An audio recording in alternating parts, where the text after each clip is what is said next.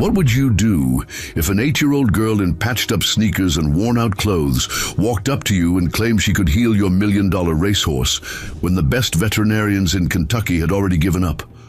That's exactly what happened to Harrison Blake, a tech mogul whose prized stallion Fire Spirit was lying in a stall with what every expert called a career-ending injury when Lucia Valdez, the quiet daughter of his groundskeeper, looked him straight in the eye and said, "Sir, I can make your Mustang walk again."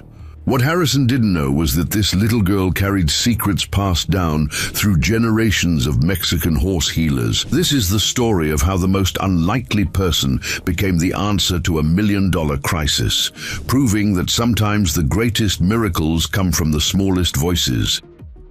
Telling and preparing this story took us a lot of time, so if you are enjoying it, subscribe to our channel.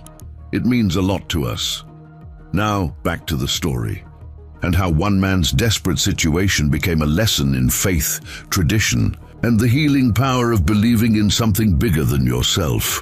The morning mist hung thick over Autumn Valley stables like a gray blanket, muffling the usual sounds of horses nickering in their stalls and workers beginning their daily routines. The Kentucky air carried the familiar scent of hay, leather, and that earthy smell that only comes from well-maintained horse facilities. Dewdrops clung to the white-painted fence posts that stretched across the rolling hills, and the automatic sprinkler system sent gentle arcs of water across the manicured lawns surrounding the main stable complex. Harrison Blake stood motionless, outside stall number 7, his expensive Italian leather shoes already dampened by the morning moisture. His usually immaculate appearance showed signs of strain, his silver hair slightly disheveled, his tie loosened at the collar, and dark. Circles under his eyes that spoke of too many sleepless nights. At 52, Harrison had built a technology empire worth hundreds of millions, but all that success felt meaningless as he stared through the iron bars at the magnificent horse lying on a bed of fresh straw. Fire Spirit had once been the crown, jewel of Autumn Valley stables, a bay stallion with a coat that gleamed like polished copper in the sunlight, and a spirit that seemed to burn as bright as his name suggested. Just 3 months ago, this same horse had thundered across the finish line at Churchill Downs, his powerful legs carrying him to victory while thousands of spectators roared their approval. Now those same legs were the source of his downfall. A complex fracture in his left foreleg that had stumped every veterinary specialist Harrison had consulted. The stallion lifted his massive head as Harrison approached, dark eyes reflecting a mixture of pain and confusion. Fire Spirit had always been a fighter, but the injury had broken something deeper than bone. The horse that once pranced with arrogance and power now struggled to rise from his resting position, each movement sending visible tremors through his muscular frame. "Morning, boy," Harrison whispered, extending his hand through the bars. Fire Spirit's velvet nose brushed against his palm, warm breath creating small clouds in the cool air. "I wish I knew what to do for you."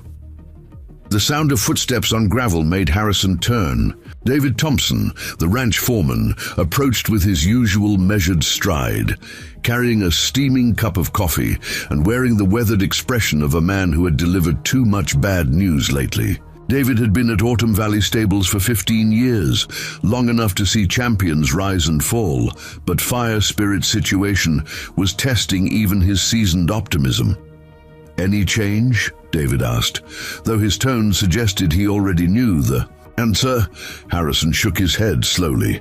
"If anything, he seems worse. Look how he's favoring that leg." David moved closer to the stall, his trained eye taking in every detail of Fire Spirit's posture and movement. The horse attempted to shift his weight, but the slight motion caused him to wince and quickly settle back into his resting position. "Dr. Wells is coming by this afternoon for another examination." "What's the point?" Harrison's voice carried. a bitterness that surprised even him. She's already told us what every other specialist has said. The fracture is too complex, the healing isn't progressing, and even if it did, he'd never race again. Hell, she's not even sure he'll walk normally. The two men stood in silence, watching Fire Spirit struggle with the simple act of standing. The stallion managed to rise slowly, his powerful hindquarters lifting first, then his front legs pushing him upright with obvious effort. Once standing, he immediately shifted his weight to avoid putting pressure on the injured leg, creating an awkward, unbalanced posture that was painful to witness. "You know," David said carefully, "there might be other options we haven't considered." Harrison's laugh was short and humorless. "Other options? I've consulted with veterinarians from 3 different states. I've had specialists from the University of Kentucky examine him twice. I even flew in that surgeon from California who charges $5,000 just to look at a horse. What other options could there possibly be?" "Sometimes the best solutions come from unexpected places," David replied, his eyes scanning the morning activity around the stables. "My grandmother used to say that modern medicine forgets what older wisdom remembered." Before Harrison could respond, the sound of children's voices drifted across the stable yard. A group of workers' families lived in small cottages scattered throughout the property, and their children often played in the areas away from the main horse facilities. The laughter seemed almost inappropriate in the solemn atmosphere surrounding Fire Spirit's stall, a reminder of joy and energy that felt foreign in their current circumstances. Harrison pulled out his phone and scrolled through his contacts, pausing at names of veterinarians he hadn't yet consulted. Each call would cost thousands of dollars and likely yield the same devastating diagnosis. His thumb hovered over the screen as he wrestled with the growing certainty that he was fighting a losing battle. "Mr. Blake?" The voice was so quiet that both men almost missed it entirely. They turned to see a small figure standing about 10 feet away, partially hidden behind one of the support posts that held up the stable's covered walkway. Lucia Valdez emerged slowly from her hiding spot, her hands clasped behind her back and her dark eyes focused intently on Fire Spirit rather than the 2 adults. At 8 years old, Lucia was small for her age, with long black hair that her father carefully braided each morning before work. Her clothes showed the practical wear of a child who spent time outdoors. Faded jeans with patches on both knees, a yellow t-shirt that had clearly been handed down from someone larger, and those patched-up sneakers that had seen better days months ago. Despite her modest appearance, there was something in her posture that commanded attention, a quiet confidence that seemed unusual for someone so young. "Lucia," David said gently, "you shouldn't be near the horses without your father." "Papa is cleaning the feed room," she replied, her voice carrying just a hint of an accent that reflected her bilingual upbringing. "I asked if I could watch Fire Spirit." Harrison's expression softened slightly. He had noticed Lucia around the stables before, always quiet and respectful, never causing trouble or getting in the way of the workers. Unlike other children who visited the facility, she seemed genuinely interested in the horses rather than simply excited by their size and power. "He's not feeling very well right now, sweetheart," Harrison said, crouching down to her eye level. "The doctors are trying to help him, but it's complicated." Lucia nodded solemnly, then took a step closer to the stall. Fire Spirit, who had been largely unresponsive to the adult's presence, immediately lifted his head and turned toward her. The change in the horse's demeanor was subtle but unmistakable. His ears pricked forward with interest, and some of the tension seemed to leave his neck and shoulders. "He's in pain," Lucia observed, stating it as a simple fact rather than a question. "Yes, he is," Harrison confirmed. "His leg was hurt badly, and it's not healing the way it should." Lucia stepped even closer until she was standing directly in front of the stall door. Fire Spirit lowered his massive head until his nose was just inches from her face, separated only by the iron bars. The horse's breathing seemed to slow and deepen, as if her presence had some kind of calming effect. "My abuela used to help horses like this," Lucia said quietly, her small hand reaching toward the bars. "She knew things about making them better." David and Harrison exchanged glances. They both knew that Ramon Valdez, Lucia's father, had emigrated from Chihuahua, Mexico, several years ago, and had quickly proven himself to be one of the most reliable workers at Autumn Valley Stables. But neither man knew much about his family's background or traditions. "Your grandmother was a veterinarian?" Harrison asked. Lucia shook her head. "Not like the doctors who come here. She was a curandera. She helped animals the old way, the way her mother taught her, and her mother's mother before that." The word curandera hung in the air between them. Harrison's business background had taught him to be skeptical of anything that couldn't be measured or quantified, but something in Lucia's tone made him pause. This wasn't the voice of a child, playing make-believe or trying to impress adults.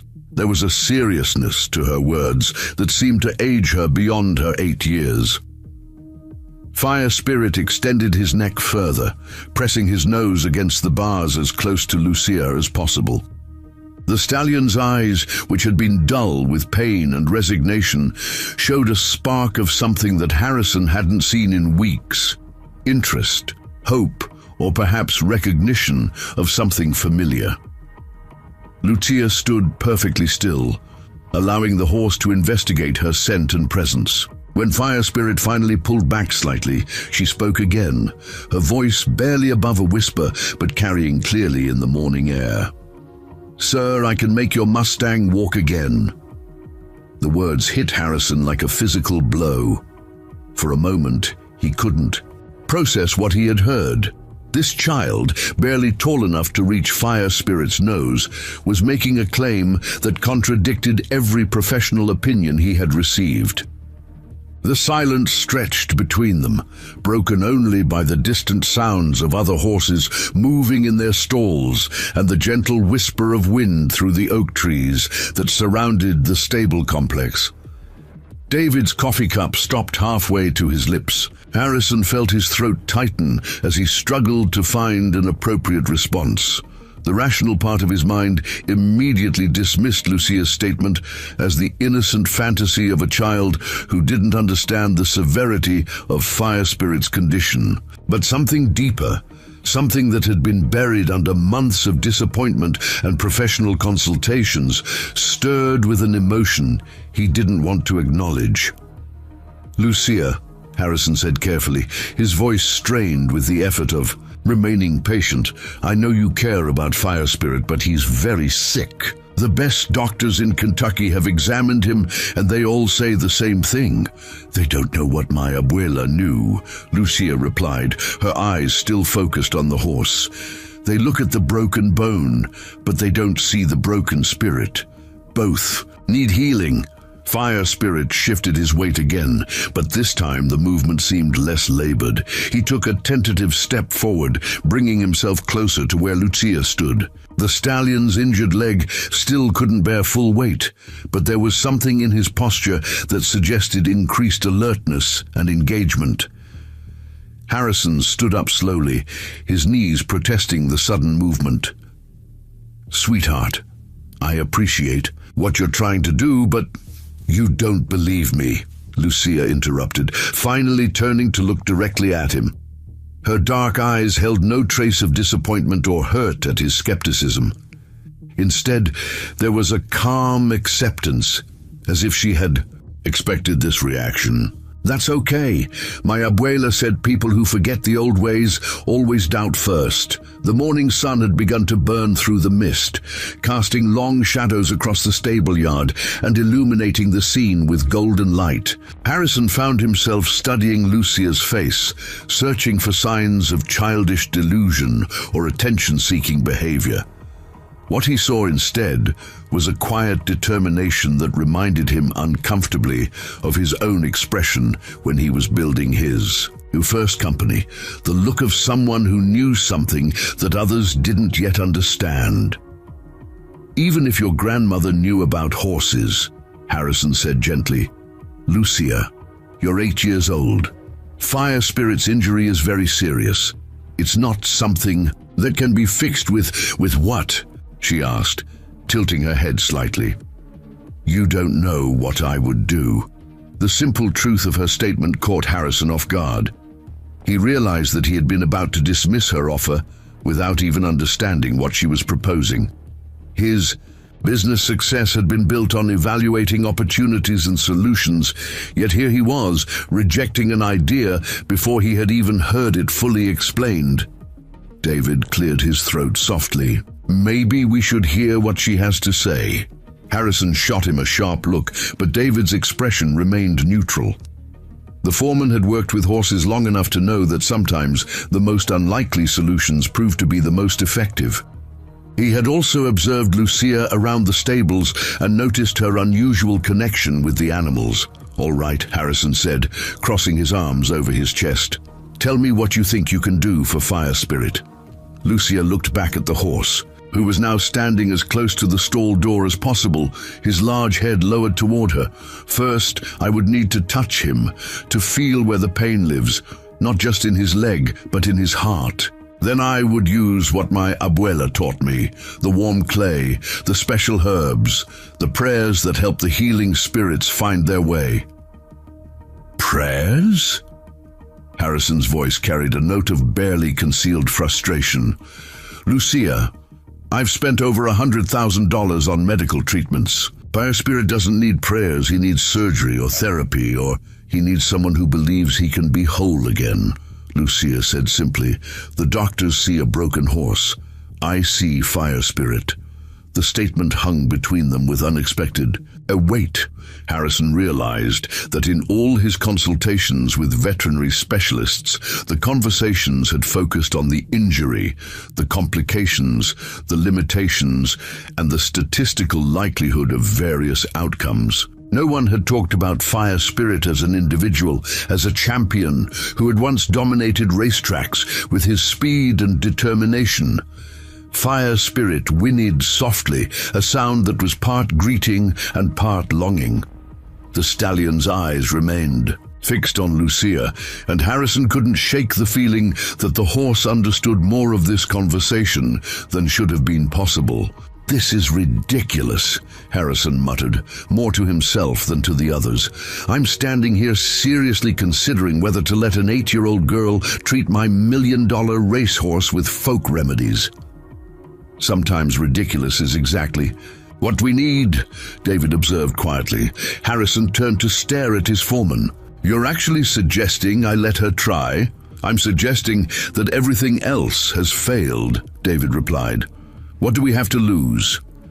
The question echoed in Harrison's mind as he looked back at Lucia, who was now humming softly to Fire Spirit. The horse's breathing had synchronized with the gentle melody, and his stance seemed more relaxed than it had been in weeks.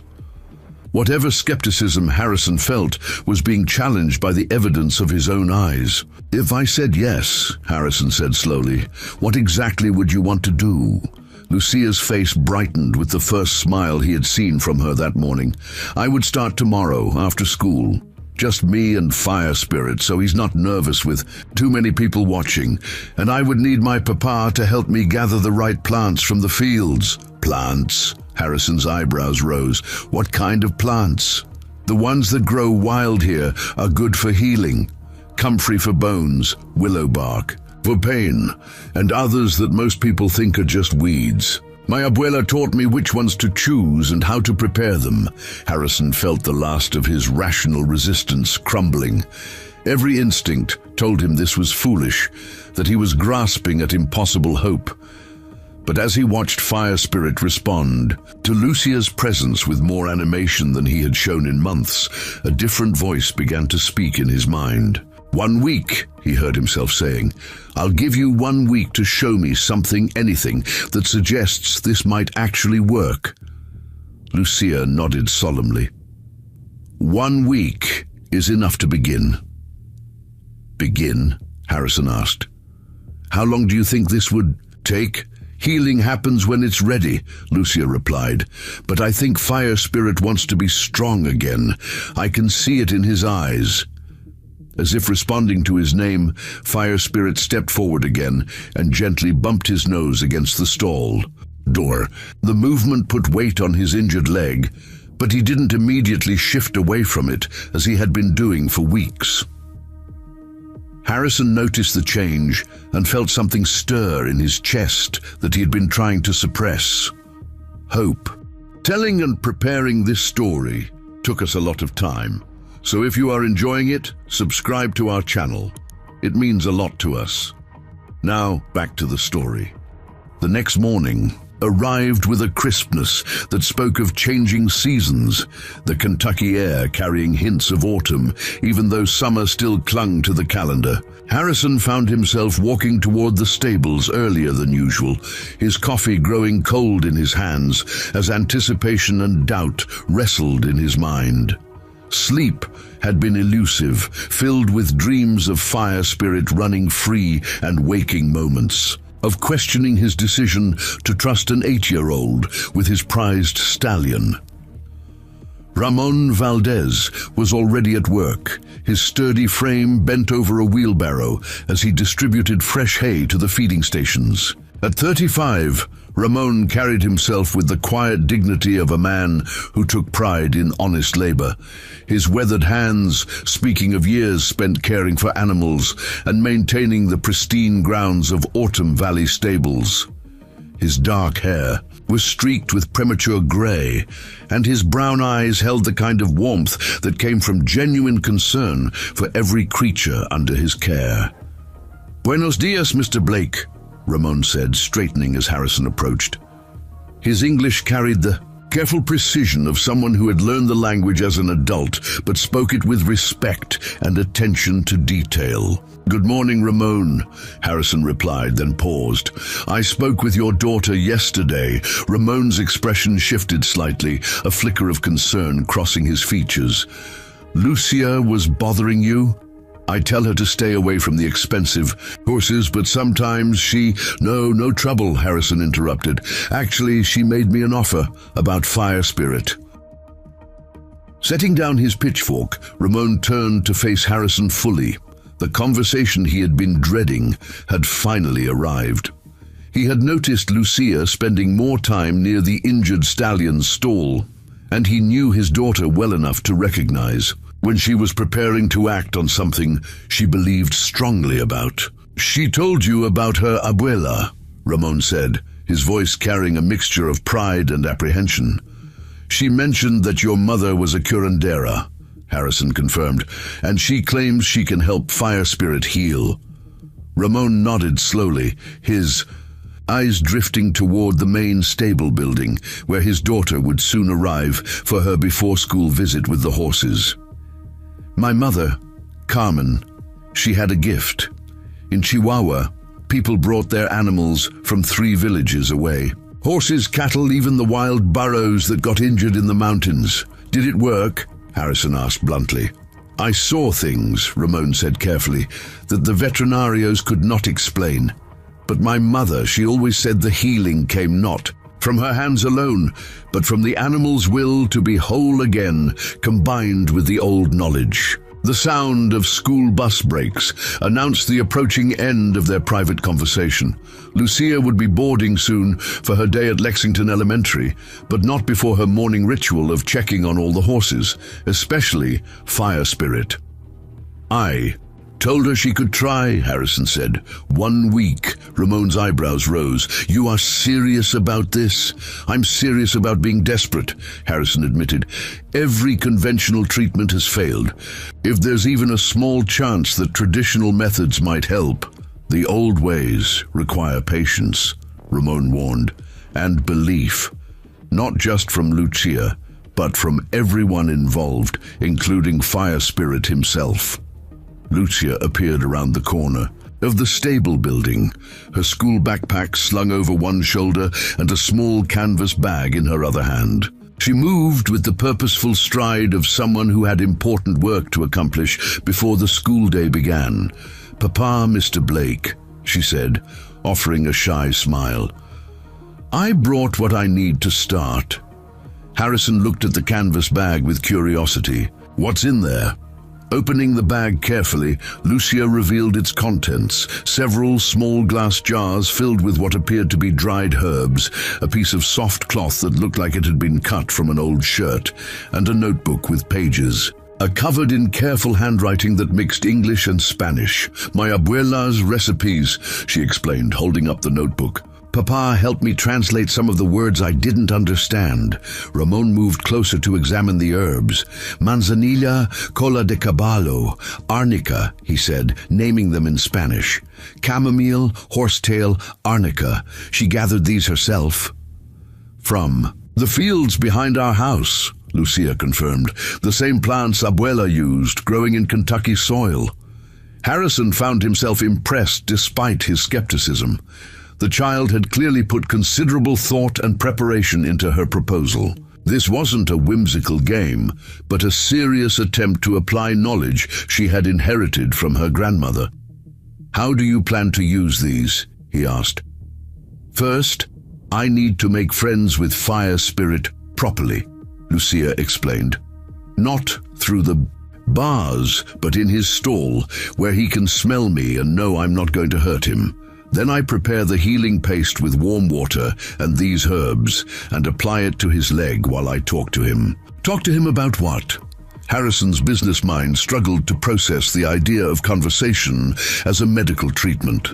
About being strong again, about running in the wind and feeling the joy of speed. Abuela said, "Horses remember their power when someone believes in it more than they believe in their pain." The school bus horn sounded in the distance, its diesel engine growing louder as it approached the entrance to Autumn Valley Stables. Lucia quickly closed her canvas bag and adjusted her backpack. "After school," she said to Harrison, 3:30. "I'll come straight here." "I'll be here," Harrison promised, surprising himself with how much he meant it. After Lucia boarded the bus and Ramon returned to his morning tasks, Harrison found himself walking back to Fire Spirit's stall. The stallion was lying down again, his powerful frame folded onto the thick bed of straw, but his head was raised and alert. When he saw Harrison approaching, Fire Spirit made an effort to stand, rising slowly and with obvious discomfort. "Easy, boy," Harrison murmured, reaching through the bars to stroke the horse's neck. "Save your energy for this afternoon." Fire Spirit's coat felt warm under his touch, and Harrison noticed that the stallion's breathing seemed less labored than it had been in recent weeks. Perhaps it was wishful thinking, but there seemed to be something different in the horse's demeanor since Lucia's visit the day before. Dr. Catherine Wells arrived at noon, her veterinary truck kicking up a small cloud of dust as she pulled into the stable yard. At 43, Dr. Wells had built a reputation as one of Kentucky's most skilled equine veterinarians, specializing in sports medicine and complex orthopedic cases. Her shoulder-length auburn hair was pulled back in a practical ponytail, and her green eyes held the focused intensity of someone accustomed to making life-or-death decisions about valuable animals. "How's our patient today?" she asked, pulling her examination bag from the truck. "Actually, he seems a bit more alert," Harrison replied, walking alongside her toward Fire Spirit's stall. "I wanted to get your opinion on something." Dr. Wells nodded, already focused on observing Fire Spirit's posture and movement. The stallion was standing, his weight still shifted to favor the injured leg, but his ears were pricked forward with interest rather than pinned back in pain or irritation. "His stance does look slightly improved," she admitted, opening the stall door and entering slowly. Fire Spirit allowed her approach without the resistance he had shown during previous examinations. "That's encouraging." "How do you feel about alternative treatments?" Harrison asked carefully. Dr. Wells looked up from her initial examination of the injured leg. "What kind of alternative treatments, herbal remedies, traditional healing methods? Are we talking about complementary therapies that work alongside conventional medicine, or are you considering replacing medical treatment entirely? Her tone remained professional, but Harrison detected a note of concern. I'm talking about giving someone else a chance to try something different, Harrison said. Someone who approaches healing from a completely different perspective. Dr. Wells continued her examination, her hands moving with practiced skill over Fire Spirit's injured leg. The stallion remained calm, even cooperative, allowing her to manipulate the limb and check for changes in the fracture site. The X-rays from last week showed minimal healing progress, she said. The fracture is complex, and the surrounding soft tissue isn't responding to treatment as well as we hoped. I have to be honest with you, Harrison. I'm running out of conventional options, so you wouldn't object to trying something unconventional.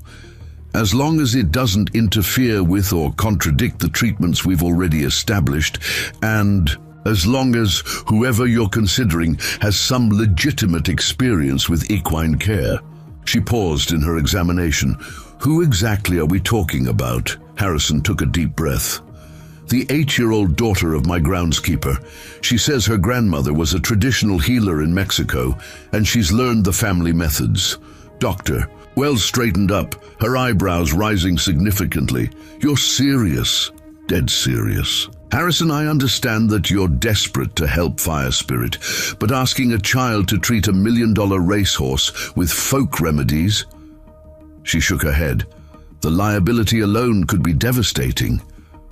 What if she's supervised? What if you're here to monitor everything she does?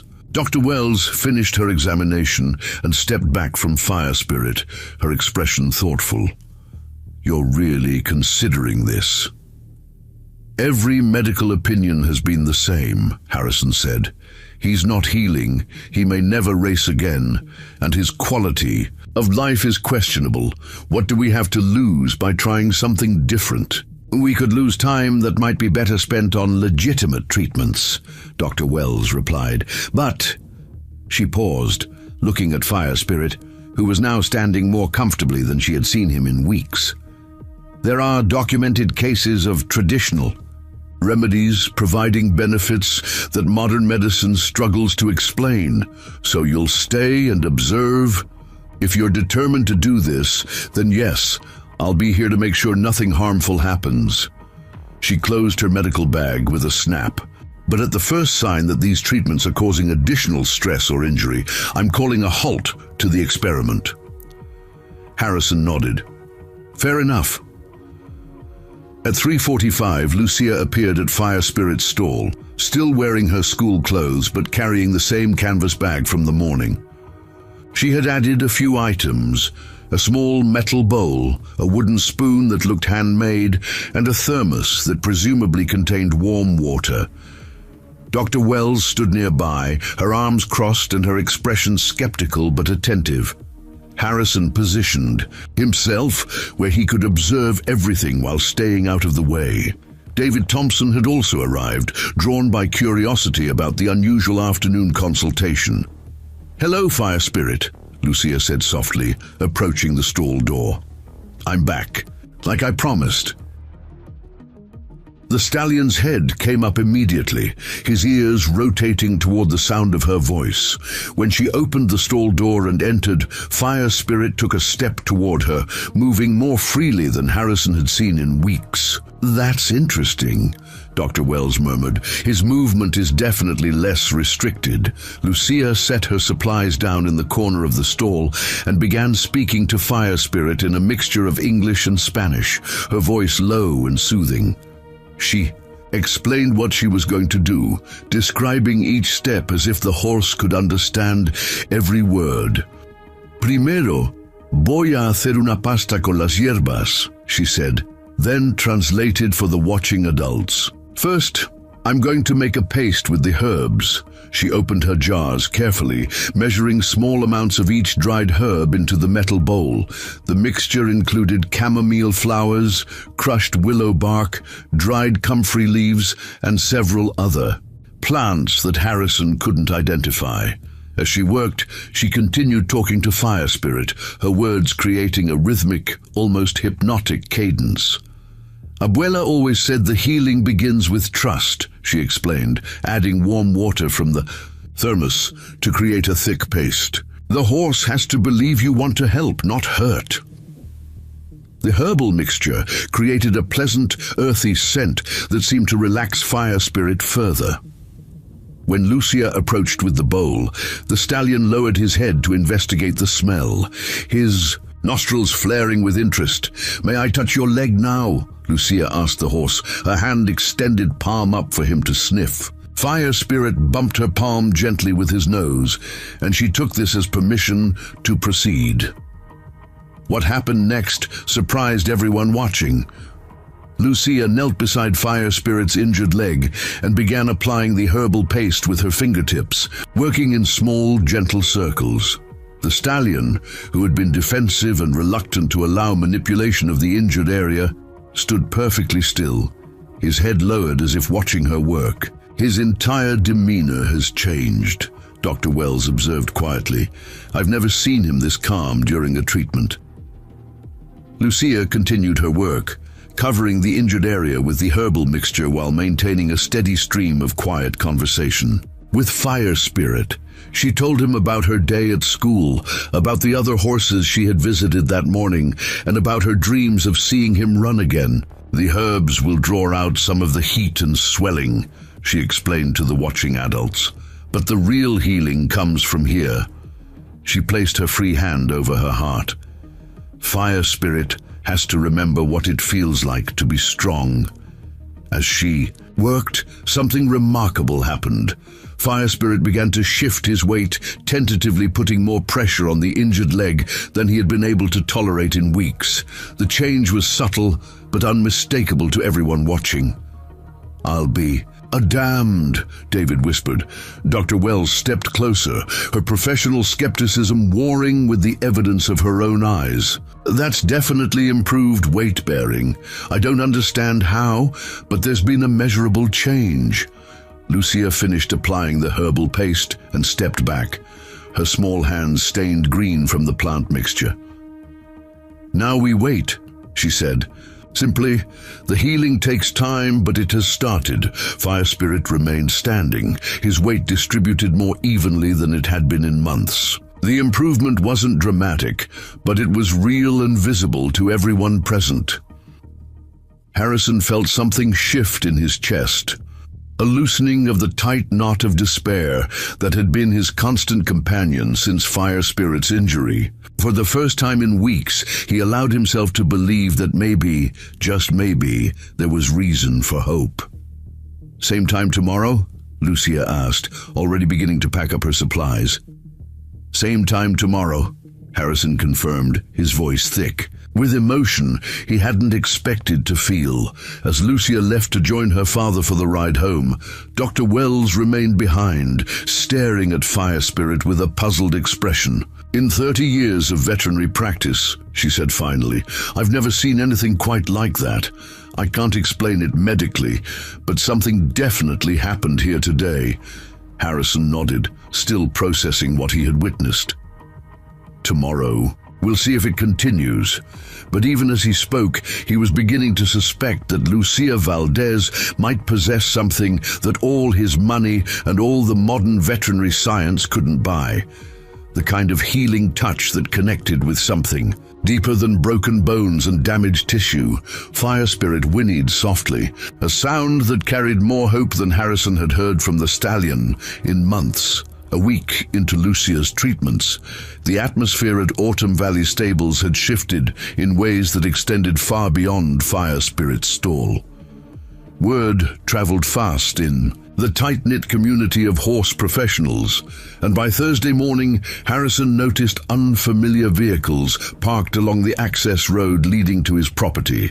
Curious neighbors, fellow horse owners, and even a few reporters had begun showing up, drawn by rumors of the little girl who claimed she could heal a champion racehorse with nothing but herbs and prayers. Eduardo Silva arrived at 7 in the Morning, his battered pickup truck contrasting sharply with the luxury vehicles that typically visited Autumn Valley stables. Eduardo owned a smaller ranch 15 miles east, where he bred quarter horses and offered riding lessons to local children. At 62, his weathered face told the story of a lifetime spent working with animals and his reputation for understanding. Difficult horses had earned him respect throughout the region. "Harrison," Eduardo called out, removing his worn cowboy hat as he approached. "I heard about what's happening with Fire Spirit. Mind if I take a look?" Harrison had known Eduardo for several years through various horse-related social events, and he respected the older man's practical wisdom about equine care. Of course, fair warning though, you might find it hard to believe. They walked together toward Fire Spirit's stall, where the stallion was standing with his head extended over the door, alert and interested in the morning activity around the stables. The change from the listless, pain-racked animal of just days before was immediately obvious to anyone who knew horses. "Well, I'll be," Eduardo murmured, studying Fire Spirit's posture and movement. "He's bearing weight on that leg." "More each day," Harrison confirmed. "Yesterday he actually took several steps without favoring it at all." Eduardo entered the stall slowly, his experienced eye taking in every detail of Fire Spirit's condition. The stallion allowed the examination, standing calmly as Eduardo's hands moved over his neck, back, and legs. When Eduardo reached the previously injured area, Fire Spirit didn't flinch or pull away, as he had done for weeks after the initial injury. "The swelling's gone down considerably," Eduardo observed. "What are the vets saying about this improvement?" "Doctor, Wells is baffled," Harrison admitted. "The X-rays show some healing progress, but not enough to account for the behavioral changes we're seeing. She keeps saying there must be factors at work that modern diagnostic tools can't measure." "Sometimes the old ways see things that new ways miss," Eduardo said quietly. "My grandfather was from Sonora, Mexico. He used to tell stories about healers who could speak to animals in ways that went beyond words." The sound of a school bus braking announced Lucia's return from her morning classes.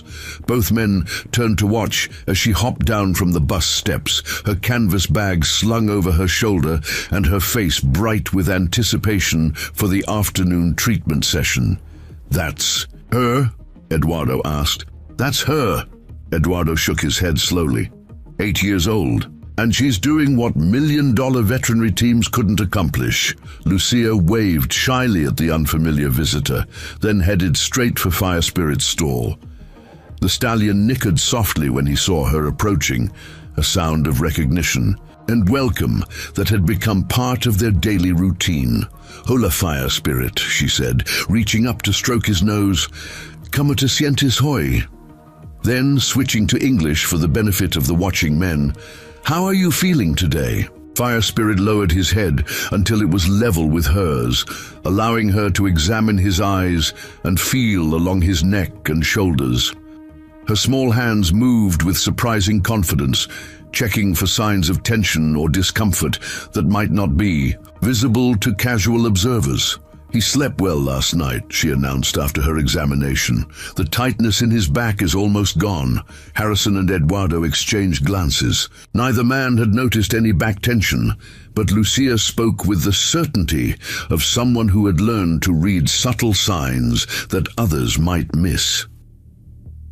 "Today we try something new," Lucia continued, opening her canvas bag to reveal several additional items she hadn't used before. Along with her usual herbs and mixing bowl, she now had a length of soft rope, a smooth river stone, and what appeared to be a small leather pouch filled with something that rattled softly when she moved it.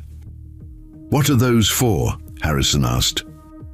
"The rope is for balance exercises," Lucia explained, demonstrating by making a loose loop. "Abuela said injured horses forget how to trust their bodies. We have to teach them to be confident again, one step at a time." She entered Fire Spirit's stall, speaking to him in the gentle mixture of Spanish and English that had become their private language. The stallion responded by moving closer, his trust in her now complete and obvious. "Eduardo Silva," Harrison said, introducing the visitor. "He owns Silva Quarter Horse Ranch. Eduardo, this is Lucia Valdez." "Mucho gusto, señorita," Eduardo said, removing his hat again. "Your reputation is spreading throughout the county." Lucia blushed slightly but maintained her focus on Fire Spirit. "He's the one doing all the hard work," she said, beginning to prepare her herbal mixture. "I just remind him that he's strong." As she worked, mixing her herbs with the warm water from her thermos, other visitors began to arrive. David Thompson escorted a small group of people who had requested permission to observe the afternoon session.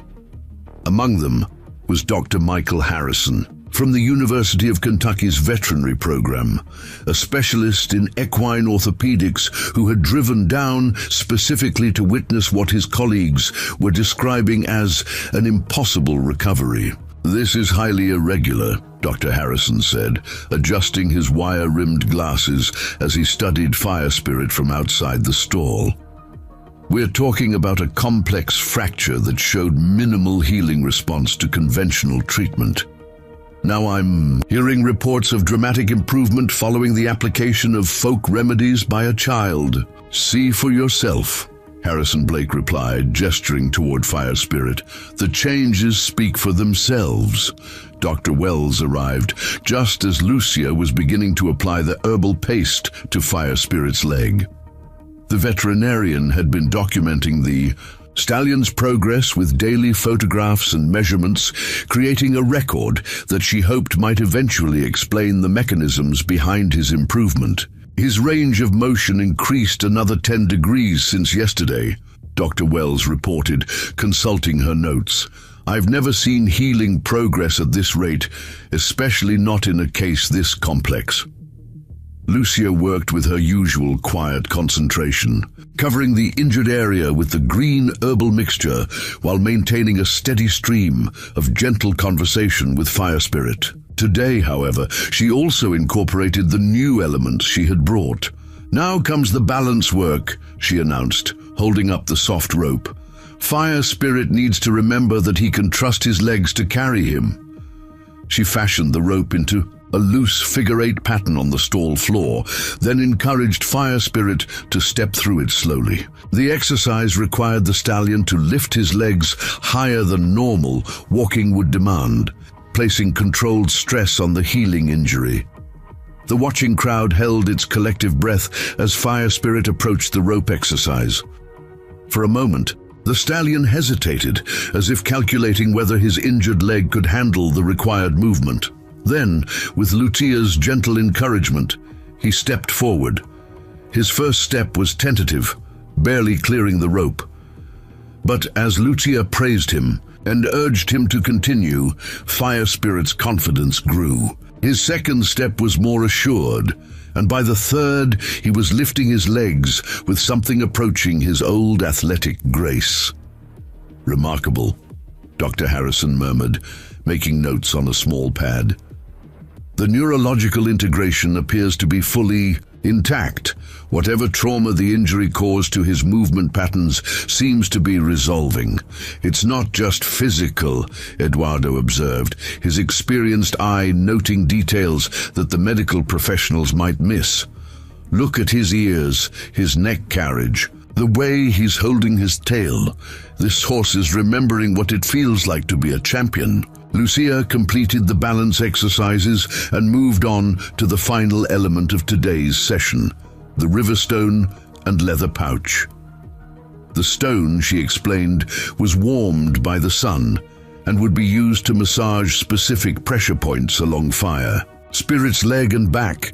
The pouch contained what she called singing seeds, dried beans that made a soft rattling sound when shaken. "The sound helps horses focus," she said, demonstrating the gentle rhythm. "Abuela said it's like a heartbeat, something they remember from before they were born." As she worked the warm stone along Fire Spirit's muscles and shook the seed pouch in a steady rhythm, something extraordinary happened. The stallion's breathing deepened and synchronized with the sound. and his entire body seemed to relax into a state of profound calm. "I've seen therapeutic massage before," Dr. Wells said quietly, "but nothing that produced this level of response. It's almost like he's entering a meditative state. My grandmother called it the healing sleep," Lucia said, continuing her work. "The body does its best healing when the mind is quiet and trusting." For 20 minutes she continued the massage and rhythm work, her small hands moving with practiced skill over Fire Spirit's powerful frame. The stallion remained in his deeply relaxed state, occasionally sighing with what sounded like contentment. When the session ended, Fire Spirit's transformation was visible to everyone present. He stood with his weight evenly distributed on all four legs, his neck arched with renewed pride, and his eyes bright with an alertness that had been missing since his injury. "I want to see him move," Dr. Harrison said, his scientific skepticism warring with the evidence before his eyes. Lucia clipped a lead rope to Fire Spirit's halter and led him slowly out of the stall. The stallion followed willingly, his steps even and confident. When she asked him to trot a few steps, Fire Spirit responded with the fluid, powerful movement that had once made him a champion. The watching crowd fell silent, stunned by the dramatic change from the broken, painful animal they had expected to see. Fire Spirit moved with grace and strength, showing no sign of the devastating injury that had threatened to end his career. "This is impossible," Dr. Harrison whispered, but his tone carried wonder rather than disbelief. "Maybe impossible is just another word for things we don't understand yet," Eduardo suggested. Harrison Blake felt tears prick his eyes as he watched his beloved stallion move with renewed power and dignity. 3 weeks ago, he had been preparing to make the heartbreaking decision to put Fire Spirit down rather than watch him suffer. Now the horse was trotting across the stable yard with the confidence of an athlete who knew his own strength. "How?" Harrison asked Lucia, his voice thick with emotion. "How did you know this would work?" Lucia considered the question seriously, her young face grave with the responsibility of her answer. "Abuela always said that healing is like planting seeds. You put them in good soil, give them water and sunlight, and trust that they know how to grow. Fire Spirit's body knew how to heal itself. I just helped him remember." As the observers began to disperse, their conversations filled with amazement and speculation about what they had witnessed, Harrison found himself alone with Lucia and Fire Spirit. The stallion stood between them, his head lowered to accept the gentle strokes of the child who had given him back his life. "What happens now?" Harrison asked. "We keep working," Lucia replied simply. "Healing is not finished just because the pain is gone. Fire Spirit needs to build his strength back slowly, carefully, and he needs to remember that he's not just a horse who got hurt. He's Fire Spirit, the champion." Harrison nodded, understanding for the first time that recovery involved more than just physical healing. It required the restoration of confidence, identity, and purpose. In helping Fire Spirit reclaim his strength, Lucia had also helped Harrison rediscover something he had lost, faith in possibilities that couldn't be measured or quantified. "Thank you," he said quietly. Lucia smiled, her face lighting up with the pure joy of a child who had accomplished something wonderful. Thank Fire Spirit, he did all the hard work. But as Harrison watched the little girl pack up her supplies and say goodnight to the stallion who had become her patient and friend, he knew that what had happened at Autumn Valley Stables was more than just physical healing. It was a reminder that sometimes the most profound solutions come from the most unexpected sources, and that wisdom can be found in traditions that modern world had almost forgotten. Fire Spirit whinnied softly as Lucia walked away, a sound that carried across the stable yard like a promise of the races yet to come. 3 weeks into Lucia's treatment program, the first real challenge arrived in the form of a silver Mercedes sedan pulling through the gates of Autumn Valley Stables. Isabella Blackwood emerged from the driver's seat with the practiced elegance of someone accustomed to making dramatic entrances. Harrison's ex-wife had always possessed an intimidating presence. Tall, impeccably dressed, with platinum blonde hair that never seemed to move despite Kentucky's unpredictable weather. Her arrival was unexpected, and Harrison suspected deliberately timed to cause maximum disruption.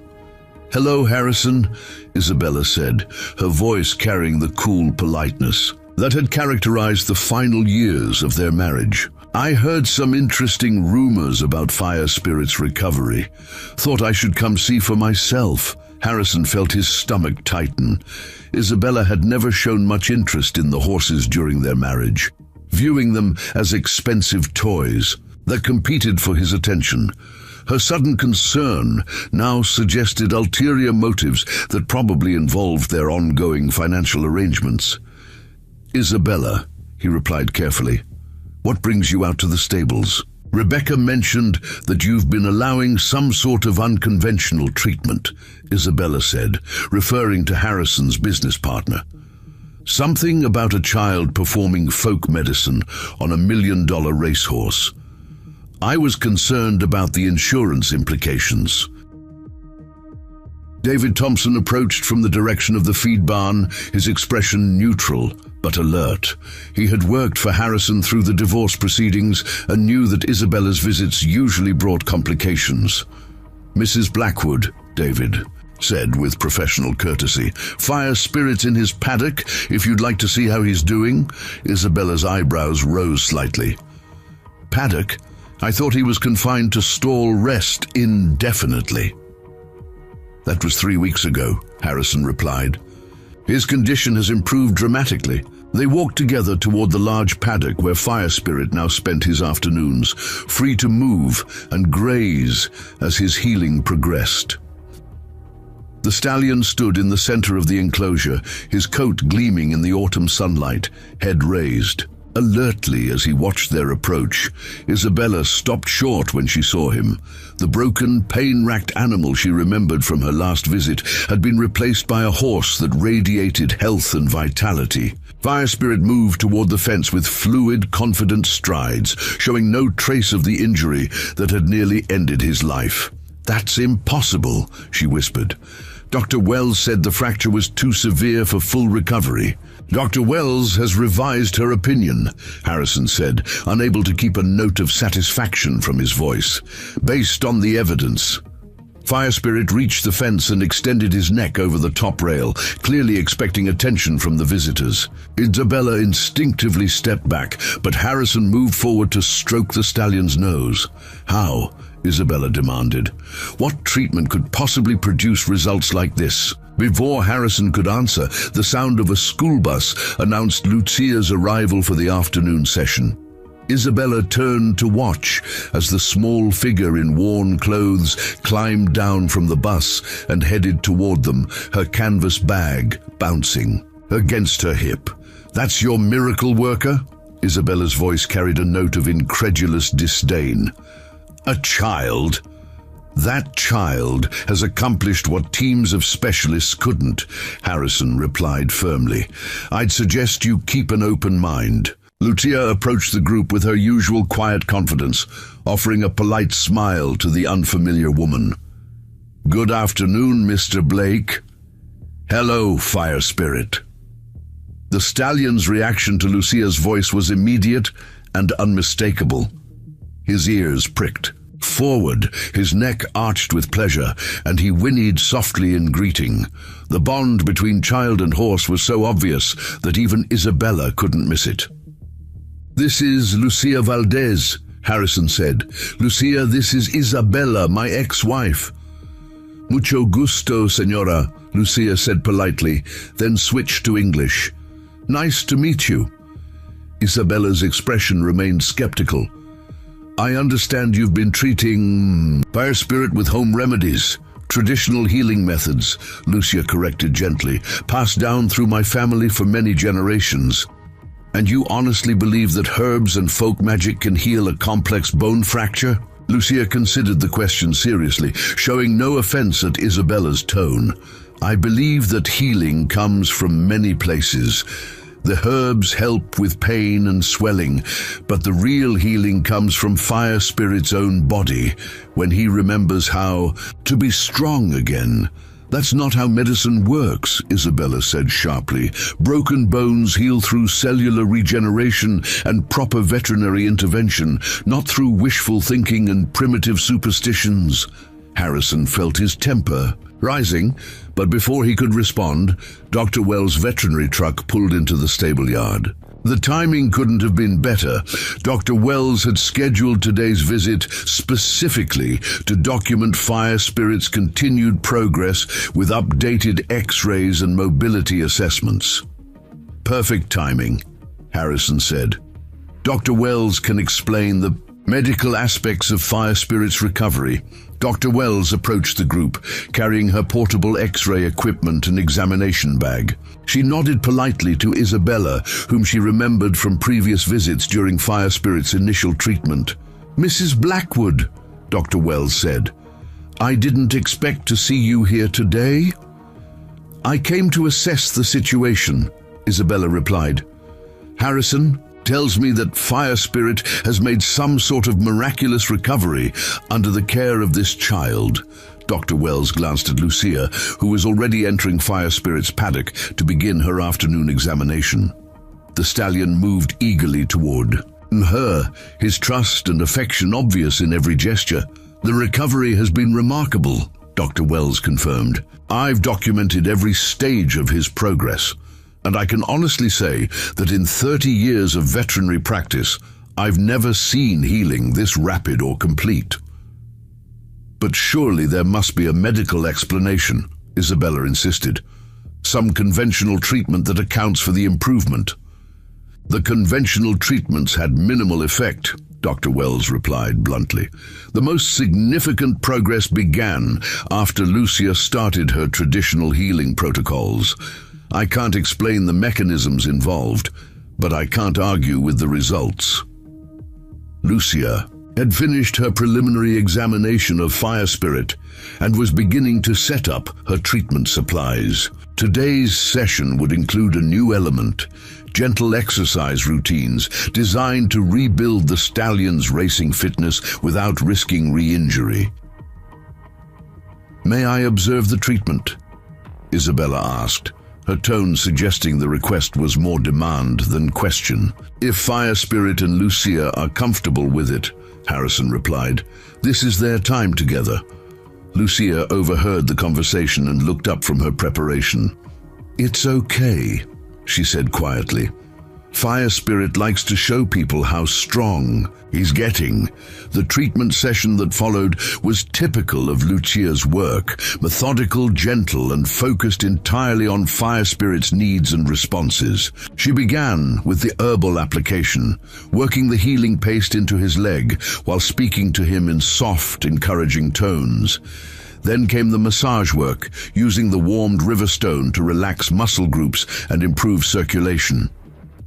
Isabella watched with obvious skepticism, but Harrison noticed that her expression gradually shifted from dismissive to puzzled as Fire Spirit's responses became impossible to ignore. The stallion's complete trust in Lucia, his obvious comfort during treatments that would normally cause stress, and his eager participation in the exercises challenged everything Isabella thought she knew about horse behavior.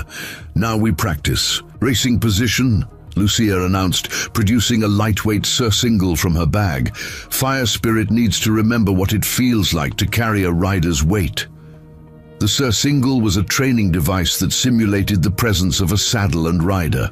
Without requiring an actual person on the horse's back, Lucia adjusted it carefully, checking to ensure it wouldn't cause discomfort or pressure on the healing injury site.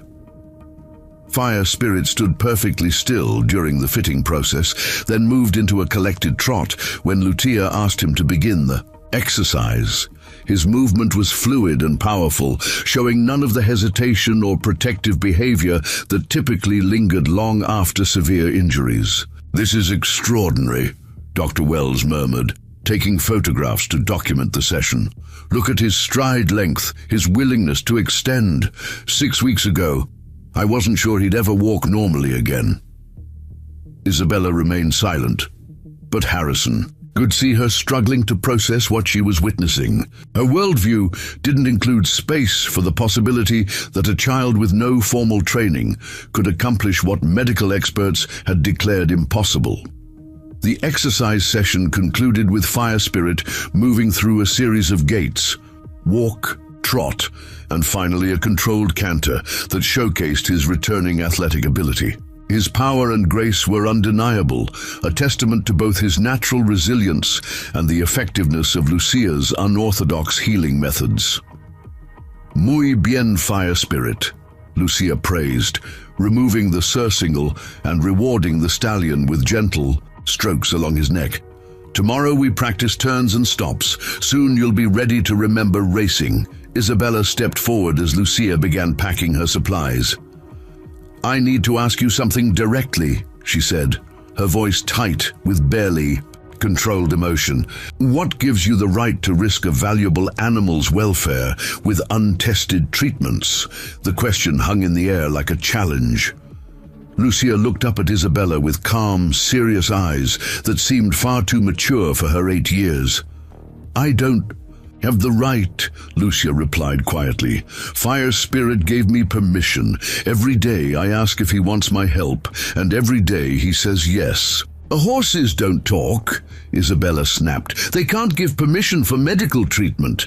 "They talk all the time," Lucia said simply. "Most people just don't know how to listen." Dr. Wells cleared her throat diplomatically. "There's actually significant research supporting the importance of animal consent in treatment protocols. Stress and resistance can severely compromise healing outcomes, while cooperation and trust appear to enhance recovery rates." Isabella's frustration was becoming more obvious. "You're all acting like this is some kind of miracle, but there has to be a rational explanation. People don't just heal complex injuries with herbs and good intentions." "Why not?" Lucia asked, genuine curiosity in her voice. "Why is it easier to believe that healing is impossible than to believe it can happen in ways we don't expect?" The question seemed to deflate Isabella's anger, leaving her looking confused and somewhat lost. She stared at Fire Spirit, who was now grazing peacefully in his paddock, the picture of health and contentment. "Because," Isabella said finally, her voice smaller than before, "if healing can happen this easily, then all the suffering we accept as inevitable might be unnecessary. And that's too big a possibility to consider." Harrison felt a surge of unexpected compassion for his ex-wife. He recognized in her resistance the same fear he had felt when first confronted with the possibility that his worldview might be incomplete. "Maybe the point isn't to explain it," he said gently. "Maybe the point is to be grateful for it." Lucia finished packing her supplies and approached the fence where Fire Spirit waited. The stallion lowered his head to her level, and she whispered something in his ear that made him nicker softly in response. "What did you tell him?" Harrison asked. "I told him that tomorrow we start preparing for his first race back," Lucia replied, her face bright with excitement. "He's ready to show the world that he's Fire Spirit again." Isabella's composure finally cracked completely. Tears began streaming down her carefully made-up face as she stared at the healthy, vibrant horse that had been given up for lost just weeks before. "I'm sorry," she whispered. "I'm sorry I doubted. I'm sorry I was afraid to believe." Lucia walked over and gently took Isabella's hand. "It's okay to be afraid," she said softly. "Fear just means you care about something important." Fire Spirit was afraid too at first, but he learned to trust again. As the sun began to set over Autumn Valley stables, casting golden light across the paddocks and buildings, Harrison reflected on how much had changed since that morning when a small girl had made an impossible promise. Not just fire spirit's health, but the very understanding of what healing could be had been transformed. Isabella wiped her eyes and managed a watery smile. "When is his first race scheduled?" 2 weeks, Harrison replied. "If Dr. Wells clears him for competition, I'll be there," Isabella said firmly. "I want to see Fire Spirit run again." Fire Spirit raised his head from grazing and looked directly at the group of humans discussing his future. In his dark eyes, Harrison saw something that had been missing for months, the fierce joy of a champion who knew his time had come again. The morning of Fire Spirit's veterinary clearance examination dawned crisp and clear, with frost painting, delicate patterns on the windows of Autumn Valley stables. Harrison stood in his kitchen at 5:30, coffee mug trembling slightly in his hands as he watched the sun rise over the pastures where Fire Spirit grazed peacefully, unaware that today would determine his racing future. 2 months had passed since Lucia first made her impossible promise, and now everything hinged on whether Dr. Wells would officially declare the stallion fit for competition. Jake Patterson arrived early, his weathered pickup truck announcing his presence with the familiar squeal of brakes that needed attention. At 58, Jake had trained dozens of champions throughout his career, but Fire Spirit held a special place in his heart. The trainer had been devastated by the stallion's injury, and his skepticism about traditional healing methods had gradually given way to cautious optimism as he witnessed the horse's remarkable recovery. "Big day," Jake said, joining Harrison on the front porch steps, his calloused hands wrapped around a steaming cup of coffee that Harrison had poured for him automatically, a ritual they had established during the long weeks of uncertainty. "Biggest in months," Harrison agreed. "Dr. Wells will be here at 8 for the full examination. If Fire Spirit passes all the stress tests and mobility assessments, she'll sign off on his return to training." Jake nodded, his experienced eye already scanning the paddock where Fire Spirit stood, with his head raised, alert and magnificent in the morning light. "Look at him. 2 months ago I thought we'd lost him forever. Now he looks like he could run the Kentucky Derby tomorrow." The sound of a school bus engine in the distance reminded both men that Lucia would soon arrive for what might be her final treatment session. Over the past weeks, her daily visits had become as much a part of Fire Spirit's routine as feeding time, and the bond between child and horse had deepened into something that defied conventional understanding. "What happens to Lucia when this is over?" Jake asked quietly. "When Fire Spirit goes back to full training and racing?" Harrison had been wrestling with the same question. The little girl had given Fire Spirit back his life, but her reward would be losing the daily connection that had become central to both their routines. "I've been thinking about that. She's got a gift that shouldn't be wasted." The bus pulled up to the entrance of Autumn Valley stables, and Lucia emerged with her familiar canvas bag, but today she also carried a small wrapped package that she held carefully against her chest. Her usual quiet confidence seemed tinged with nervous energy, as if she understood the significance of the day ahead. "Buenos dias, Mr. Blake." "Morning, Mr. Patterson," she said, offering her shy smile to both men. "Morning, sweetheart," Harrison replied. "Ready for the big examination?" Lucia nodded solemnly. "Fire Spirit is ready. He told me so yesterday." Jake raised an eyebrow, but had learned over the past weeks not to question Lucia's communication with Fire Spirit. The results spoke for themselves. They walked together toward Fire Spirit's paddock, where the stallion was already moving toward the fence in anticipation of Lucia's arrival. His powerful stride showed no trace of the injury that had nearly ended his career, and his eyes held the bright intelligence that had always marked him as special. "Hola, campeón," Lucia said softly, reaching through the fence to stroke Fire Spirit's nose. "Today, the doctors decide if you can race again." Fire Spirit lowered his head until it was level with hers, a gesture that had become their private greeting ritual. Lucia whispered something in Spanish, and the stallion nickered in response, the sound carrying across the morning air like a conversation between old friends. "What's in the package?" Harrison asked, noticing how carefully Lucia handled the wrapped item. "A gift," she replied, suddenly shy. "Something to help Fire Spirit remember where he came from, no matter how far he runs." Dr. Wells's veterinary truck arrived precisely at 8 o'clock, followed closely by Dr. Michael Harrison from the University of Kentucky, who had requested permission to observe and document the examination. The two veterinarians had collaborated extensively over the past month, attempting to understand the mechanisms behind Fire Spirit's unprecedented recovery. "Gentlemen, Lucia," Dr. Wells said, greeting the assembled group. "I trust everyone's ready for what I hope will be very good news." She opened the back of her truck and began removing equipment for the comprehensive examination: portable X-ray machine, ultrasound device, blood collection supplies, and various instruments for testing range of motion and stress response. "We'll start with a complete physical examination," Dr. Wells explained, then move to diagnostic imaging to confirm that the bone healing is structurally sound. Finally, we'll conduct controlled exercise tests to evaluate Fire Spirit's cardiovascular, fitness, and biomechanical function. Lucia opened Fire Spirit's gate and led him to the examination area that had been set up in the stable courtyard.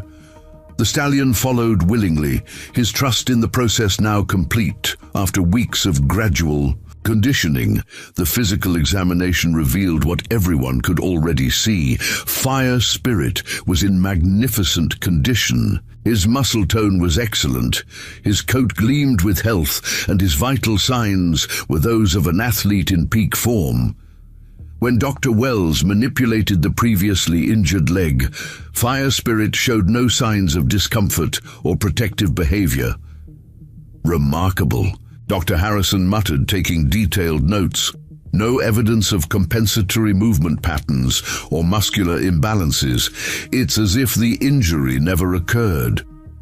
The X-rays told an even more impressive story. The complex fracture that had shattered Fire Spirit's leg was now completely healed, with bone density actually stronger than surrounding areas. The imaging showed no evidence of the surgical hardware that would typically be required for such repairs, because none had been used. "This is unprecedented," Dr. Wells said, studying the images on her portable viewer. "Complete osseous union with enhanced structural integrity. I've never seen natural healing this thorough." Dr. Harrison leaned in to examine the X-rays more closely. "The bone architecture is actually improved from the pre-injury baseline.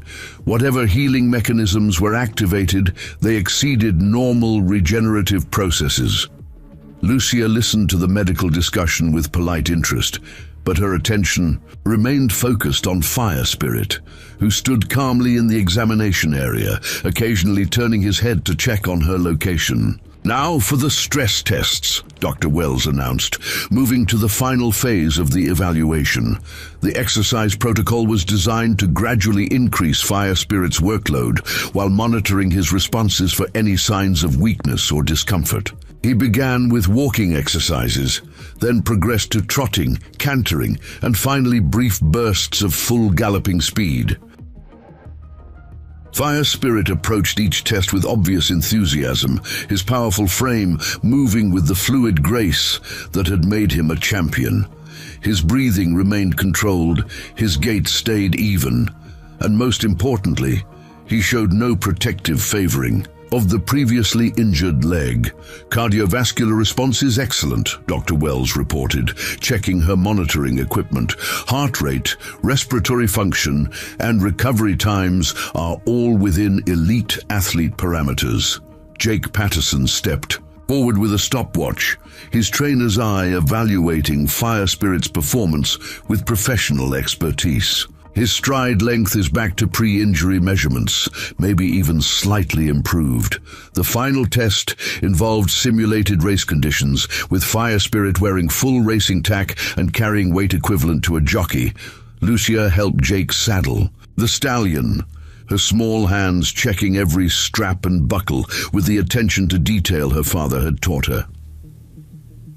Fire Spirit stood perfectly still during the saddling process, but his ears were pricked forward with excitement, and his muscles quivered with barely contained energy. When Jake led him to the starting position, the stallion's transformation was complete. He was no longer a recovering patient, but a racehorse ready to compete. Half-mile sprint, Dr. Wells called out, activating her timing equipment. Maximum effort. Jake released Fire Spirit's lead rope, and the stallion exploded forward with the explosive power that had made him famous. His hooves thundered across the training track, each stride covering impressive ground as he reached racing speed within seconds. The assembled observers watched in stunned silence as Fire Spirit completed the half-mile course in a time that would have been competitive in actual race conditions. His form was flawless, his speed breathtaking, and when he crossed the finish line, he showed no signs of distress or fatigue. Official time, Jake announced, his voice thick with emotion. 46.8 seconds. That's within 0.2 of his personal best. Dr. Wells approached Fire Spirit as he cooled down from the sprint, checking his pulse and respiratory rate. The stallion's recovery was rapid and smooth, confirming that his cardiovascular system was functioning at peak efficiency. "I'm ready to make my recommendation," Dr. Wells said, addressing Harrison directly. "Based on every parameter we've tested, Fire Spirit is not only cleared for racing, he's in better condition than he was before the injury." Harrison felt his knees weaken with relief. Months of uncertainty, expense, and emotional turmoil had led to this moment of vindication. Fire Spirit was truly healed, ready to return to the sport he had been born to dominate. Lucia stepped forward with her wrapped package, approaching Fire Spirit with quiet ceremony. "This is for you," she said, unwrapping a small leather medallion, decorated with traditional Mexican symbols. "My abuela's protection charm. She wore it when she healed horses, and now it's yours." She fastened the medallion to Fire Spirit's halter, where it rested against his chest like a badge of honor. The stallion lowered his head to investigate the gift, then gently nuzzled Lucia's cheek in what looked unmistakably like gratitude. "What does it mean?" Harrison asked, studying the intricate symbols carved into the leather. "Strength, healing, and the spirit that never surrenders," Lucia translated. "Abuela said, the most important healing happens in the heart, where the will to fight lives." Dr. Harrison finished making notes and closed his examination folder. "I'll be presenting this case at the next veterinary conference. The documentation we've gathered could change how we approach complex orthopedic injuries." "What will you tell them?" Jake asked. "That we witnessed healing that exceeded conventional expectations through methods we don't fully understand," Dr. Harrison replied. "Honestly, and that maybe there's more to learn about the relationship between traditional wisdom and modern medicine." As the veterinarians packed their equipment and prepared to leave, Harrison found himself alone with Lucia and Fire Spirit. The moment felt momentous, marking the end of one chapter and the beginning of another. "His first race is scheduled for next Saturday at Churchill Downs," Harrison said. "Will you be there to watch?" Lucia's face lit up with excitement. "Really? I can come to the racetrack?" "You'll be my honored guest," Harrison promised. "Fire Spirit owes his comeback to you. You should be there to see him prove that miracles are real." Fire Spirit lifted his head and whinnied loudly, the sound carrying across Autumn Valley stables like a victory song. In that moment, Harrison understood that what had begun as desperate hope had become something far more significant. A testament to the power of faith, tradition, and the healing that happens when someone refuses to accept that the impossible must remain impossible. The little girl who had made an outrageous promise had kept her word. Fire Spirit could walk again, run again, and soon he would race again, carrying with him the blessing of ancient wisdom and the love of a child who had never doubted that healing was possible. As Lucia gathered her supplies for what would be her final daily treatment, Fire Spirit followed her to the fence, reluctant to see her go. Their partnership had accomplished the impossible, but more than that, it had proven that sometimes the most profound healing comes not from what we know, but from what we're willing to believe. Churchill Downs buzzed with electric anticipation. On Saturday morning, as news of Fire Spirit's comeback spread through the racing community like wildfire. The iconic twin spires stood majestically against a steel-gray sky that threatened rain. But nothing could dampen the excitement surrounding what many were calling the most remarkable return in thoroughbred racing history. Harrison stood in the stable area, watching Jake Patterson make final preparations for Fire Spirit's first race in 4 months, while trying to calm his own racing heart. "Media's going crazy," David Thompson reported, approaching with a handful of press credentials and interview requests. ESPN wants exclusive coverage, and the racing form is calling it the miracle comeback of the decade. Half the reporters here don't even believe the story until they see Fire Spirit for themselves. Harrison glanced toward the stable, where Fire Spirit stood calmly in his temporary stall, completely unaffected by the commotion surrounding his return.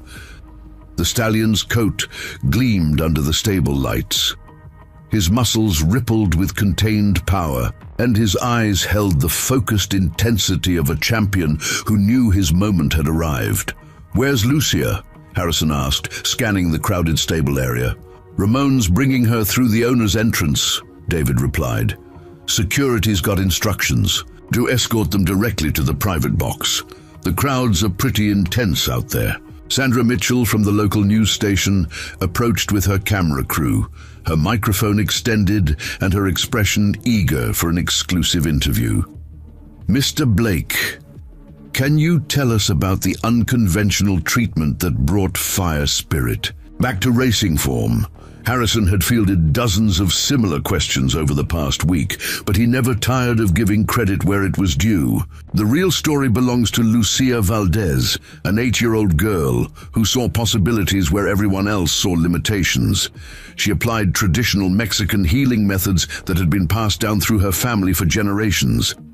"Are you saying that folk medicine succeeded where modern veterinary science failed?" Sandra pressed, clearly hoping for a controversial soundbite. "I'm saying that healing comes in many forms," Harrison replied diplomatically.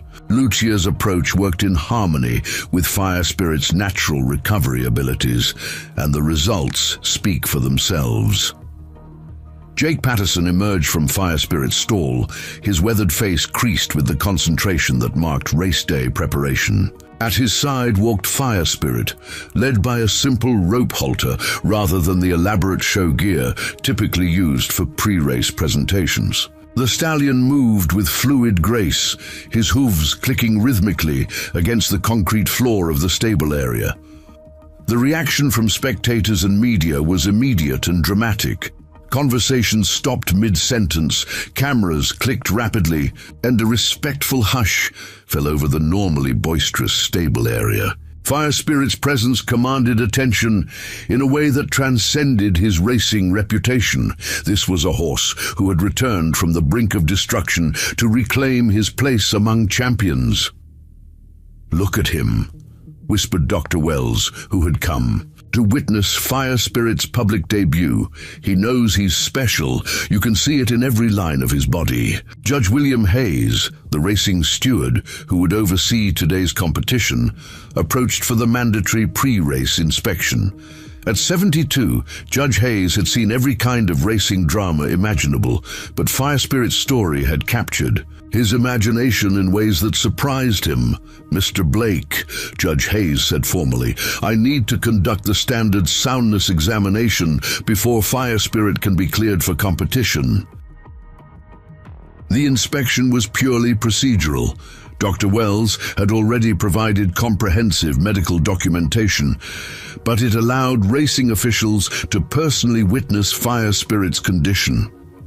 Judge Hayes examined the stallion's legs, checked his breathing, and observed his movement with the trained eye of someone who had spent 5 decades evaluating thoroughbreds. "Remarkable," Judge Hayes murmured, running his hands along Fire Spirit's previously injured leg. "No evidence of weakness or compensatory movement. It's as if the injury never occurred." "Better than that," Jake Patterson interjected. "His conditioning is the best I've seen in 15 years of training him. Whatever healing process he went through, it left him stronger than before." In the private owner's box, high above the track, Lucia sat between Ramon and Harrison, her small frame nearly lost in the plush seating designed for adults. She wore her best dress, a simple blue outfit that Rosa had carefully pressed for the special occasion, and her eyes were wide with wonder as she took in the grandeur of Churchill Downs. "So many people," she whispered, looking down at the thousands of spectators filling the grandstands. "They all came to see Fire Spirit?" "They came to see history," Harrison replied. "Your history, Lucia.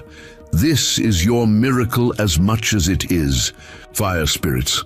Isabella arrived at the owner's box just as the horses were being led to the paddock for saddling. She had driven down from Louisville specifically for Fire Spirit's comeback, and her presence represented a gesture of support that meant more to Harrison than he cared to admit.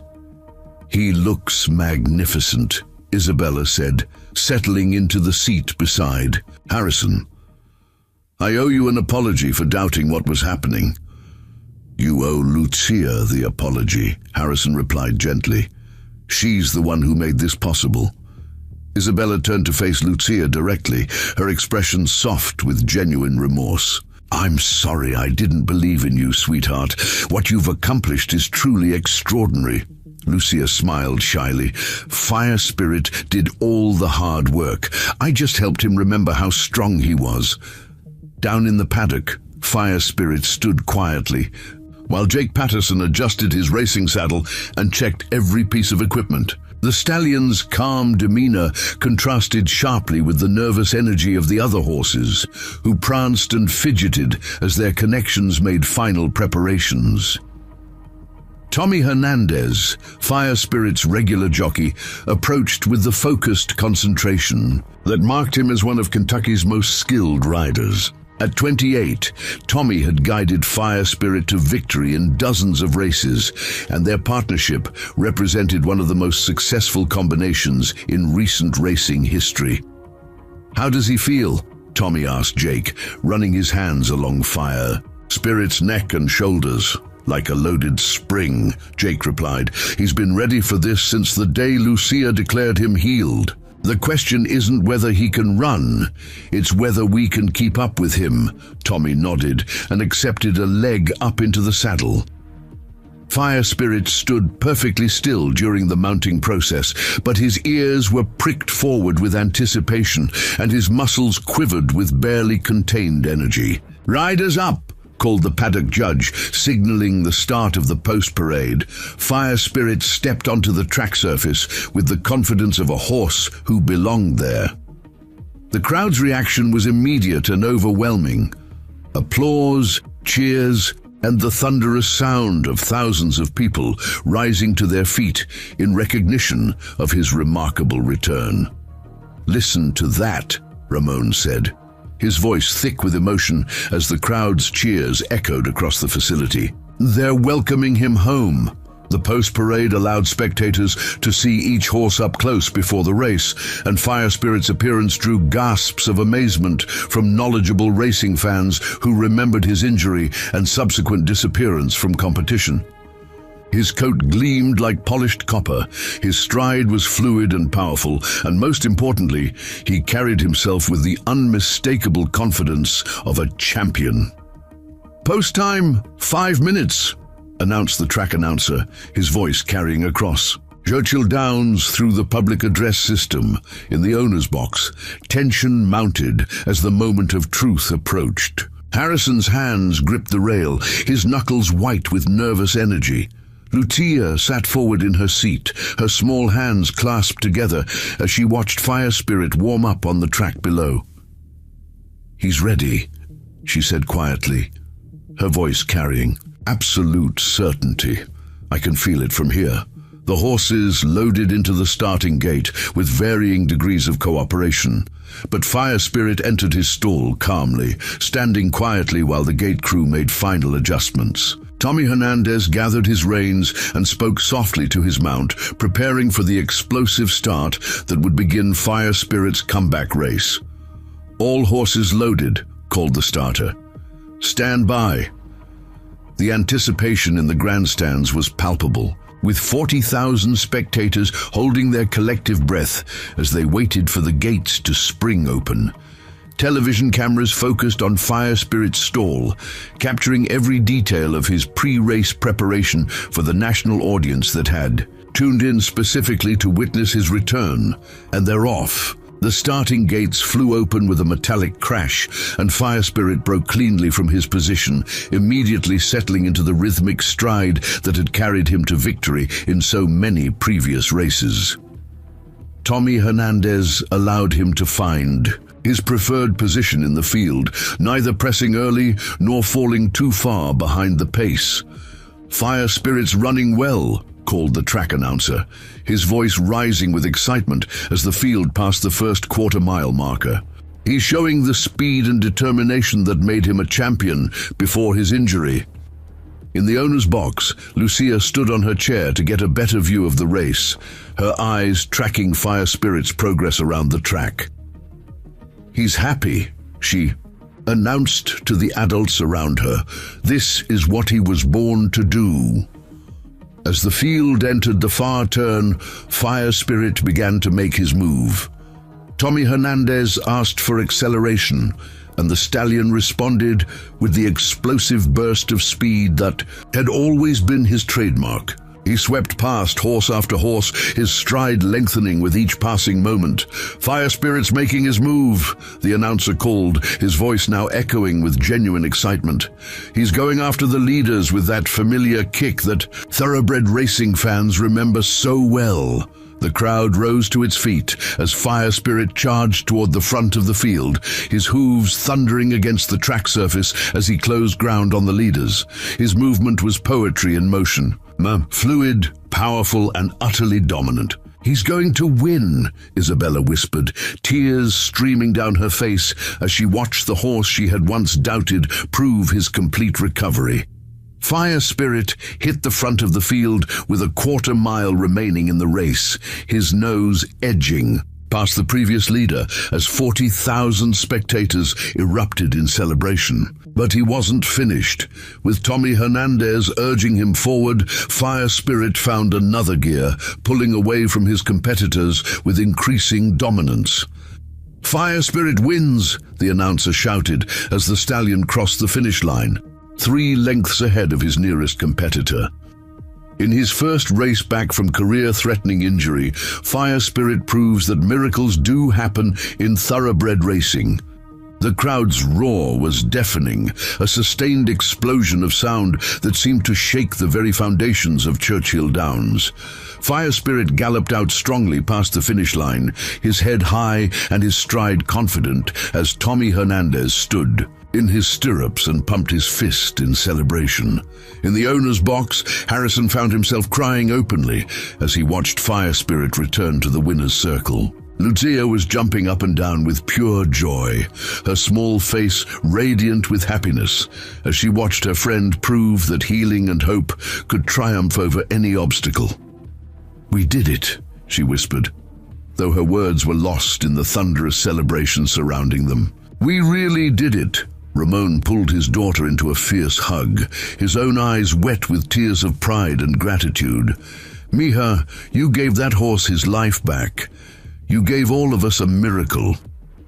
As Fire Spirit entered the winner's circle, the leather medallion that Lucia had given him still hung from his halter, catching the late afternoon light like a symbol of the ancient wisdom that had made his comeback possible. The little girl, who had made an impossible promise, had kept her word in the most spectacular way imaginable, proving that sometimes the greatest healing comes from the smallest hands and the biggest hearts.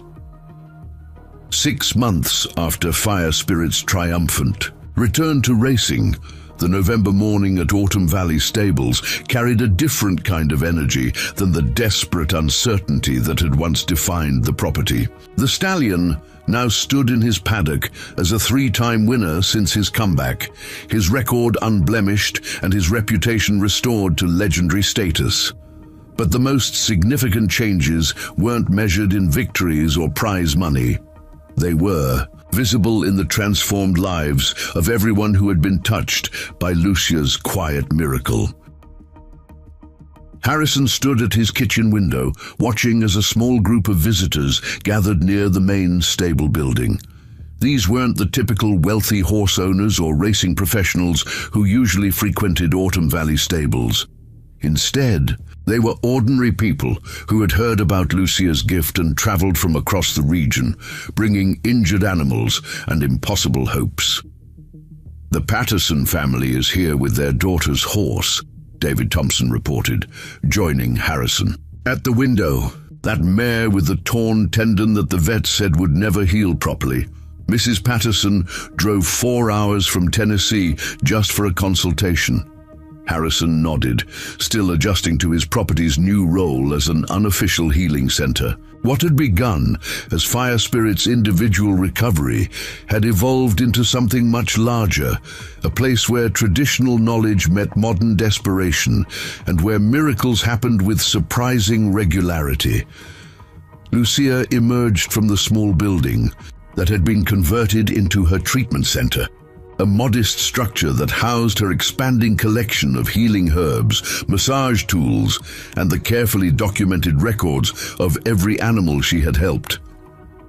At 9 years old now, she carried herself with increased confidence, but her essential gentleness remained unchanged.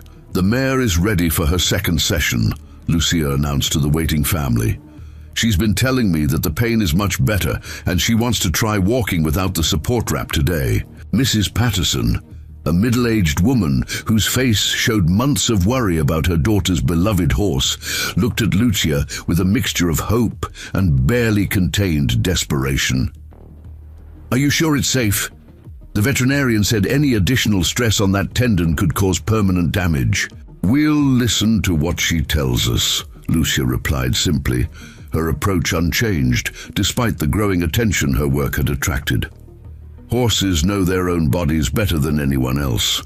Our job is to help them remember how to heal themselves." The mare in question, a gentle chestnut named Willow, stood quietly in the treatment area, her injured leg wrapped in the traditional herbal poultices that Lucia had perfected over months of practice. The horse's calm demeanor and bright eyes suggested an improvement that went beyond mere physical healing. Dr. Wells had become a regular presence at these sessions, documenting cases and attempting to understand the mechanisms behind Lucia's consistent success. Her initial skepticism had evolved into professional fascination, and she now collaborated with researchers from 3 universities who were studying the integration of traditional healing methods with modern veterinary medicine. "Lucia's success rate is unprecedented," Dr. Wells explained to a visiting journalist who was preparing a feature story about the phenomenon. "We've documented 47 cases over the past 6 months, ranging from soft tissue injuries to complex orthopedic problems. Her methods show effectiveness rates that exceed conventional treatments in many categories." The journalist, a seasoned reporter named Marcus Webb from the Washington Post, had initially approached the story with the skepticism typical of his profession.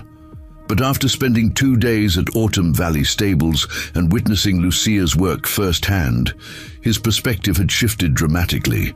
"How do you explain the consistency of her results?" Marcus asked, his notebook filled with observations that challenged his preconceptions about healing and medicine. "I don't explain it," Dr. Wells replied honestly. "I document it, study it, and learn from it." Lucia's approach incorporates elements that conventional medicine often overlooks: the psychological state of the animal, the importance of trust in the healing relationship, and the therapeutic value of human touch and attention. Fire Spirit appeared at the fence of his paddock, drawn by the familiar sounds of treatment sessions. The stallion had become something of a mascot for Lucia's work, living proof that the impossible could become routine when approached with the right combination of knowledge, patience, and faith. "He likes to watch," Lucia explained to Marcus, pausing in her preparation of Willow's herbal treatment. "I think he remembers what it felt like to be hurt and scared, and he wants to help other horses understand that healing is possible." Session with Willow proceeded with Lucia's characteristic blend of traditional techniques and intuitive understanding. She began with gentle massage using warm stones, followed by the application of herbal poultices made from plants she had cultivated in the special garden behind her treatment center. Throughout the process, she maintained a steady stream of quiet conversation with the mare, speaking in both English and Spanish as she worked. "The swelling has decreased significantly," Dr. Wells observed, taking measurements and photographs to document the mare's progress. "Range of motion is improved, and she's showing much less protective behavior around the injury site." Mrs. Patterson watched with tears in her eyes as her daughter's horse began to move with increasing confidence, the limp that had plagued Willow for months becoming less pronounced with each step. "I can't believe this is happening," she whispered to her husband. 3 months ago, we were talking about putting her down to end her suffering. The transformation wasn't just physical. Willow's entire demeanor had changed from the depressed, pain-racked animal that had arrived at Autumn Valley Stables to a horse that showed interest in her surroundings and eagerness to participate in her own healing process. "1 more week of treatments," Lucia announced after completing the session. "Then Willow will be ready to go home and start her new life." As the Patterson family prepared to leave, making arrangements for their return. The following week, Harrison reflected on how profoundly his own life had been transformed by Lucia's gift. The wealthy tech mogul, who had once measured success purely in financial terms, now found his greatest satisfaction in watching miracles unfold in his converted stable buildings. "Mr. Blake," a familiar voice called from the entrance to the stable yard. Harrison turned to see Eduardo Silva approaching, his weathered face creased with the smile that had become common during his regular visits to observe Lucia's work. The older rancher had become an unofficial ambassador for traditional healing methods, spreading word throughout the regional horse community about the remarkable results being achieved at Autumn Valley Stables. "Eduardo," Harrison replied warmly. "What brings you by today?" "I have a proposition," Eduardo said, his tone serious despite his smile. "Several of us have been talking, ranchers, trainers, even some veterinarians, about establishing a formal program to preserve and teach traditional healing methods. We'd like Lucia to be our first instructor." The proposal was ambitious. A non-profit foundation dedicated to documenting and teaching traditional animal healing techniques, with Lucia as the primary source of knowledge and methods. The program would offer scholarships for veterinary students, fund research into the mechanisms behind traditional healing, and provide training for practitioners who wanted to integrate these approaches into their work. It would mean recognition for what Lucia has accomplished, Eduardo continued, and it would ensure that this knowledge doesn't disappear when she grows up and moves on to other things. Harrison felt a surge of excitement at the possibility. Lucia's gift deserved to be preserved and shared, and the Foundation would provide a structured way to accomplish both goals while honoring the cultural traditions that had made her work possible. "What does Lucia think about this?" Harrison asked. "We haven't discussed it with her yet," Eduardo admitted. "We wanted to make sure you were supportive before we approached her family." They found Lucia in Fire Spirit's paddock, sitting cross-legged in the grass while the stallion grazed nearby. The sight had become a common one. The little girl and the champion horse spending quiet time together, their bond deepened by the shared experience of healing and recovery. "Lucia," Harrison called softly, "Eduardo has something he'd like to discuss with you." She looked up with polite attention as Eduardo explained the Foundation proposal. Her expression remained thoughtful as he described the opportunity to teach others what her grandmother had taught her, to help preserve traditional knowledge while integrating it with modern approaches. "Would I still be able to help individual animals?" she asked when Eduardo finished his explanation. "That would be the foundation of everything else," Eduardo assured her. "Teaching others would mean you could help even more animals, in places you might never be able to visit personally." Lucia considered this seriously, her young mind grappling with concepts of legacy and responsibility that would challenge many adults. Finally, she nodded slowly. "Abuela always said that knowledge is meant to be shared," she said quietly. "If I can help other people learn to heal animals the way she taught me, then maybe fewer horses will have to suffer the way Fire Spirit did." Fire Spirit lifted his head from grazing and moved closer to where Lucia sat, as if sensing the importance of the conversation. The stallion lowered his massive head until it was level with hers, and she reached up to stroke his nose with the gentle touch that had started their remarkable journey together. "He agrees," she announced with a smile. "Fire Spirit thinks it's a good idea too." Over the following weeks, plans for the Foundation took shape with remarkable speed. Donations flowed in from unexpected sources, racing fans who had been inspired by Fire Spirit's comeback, veterinarians who wanted to support research into traditional healing methods, and ordinary people who had been touched by Lucia's story. The Valdez Family Foundation for Traditional Animal Healing was officially established on a cold December morning, with Lucia as its first certified instructor and Fire Spirit as its unofficial mascot. The ceremony was held at Autumn Valley Stables, with representatives from universities, veterinary schools, and traditional healing communities gathered to witness the formal recognition of knowledge that had been passed down through generations. "Today, we're not just celebrating one little girl's gift," Harrison said in his speech at the dedication ceremony. "We're recognizing the wisdom of countless generations who understood that healing involves more than just treating symptoms. It requires addressing the whole animal body and spirit together." Ramon stood proudly beside his daughter as she received her teaching certificate, his eyes bright with tears of gratitude for the opportunities that had opened up for his family.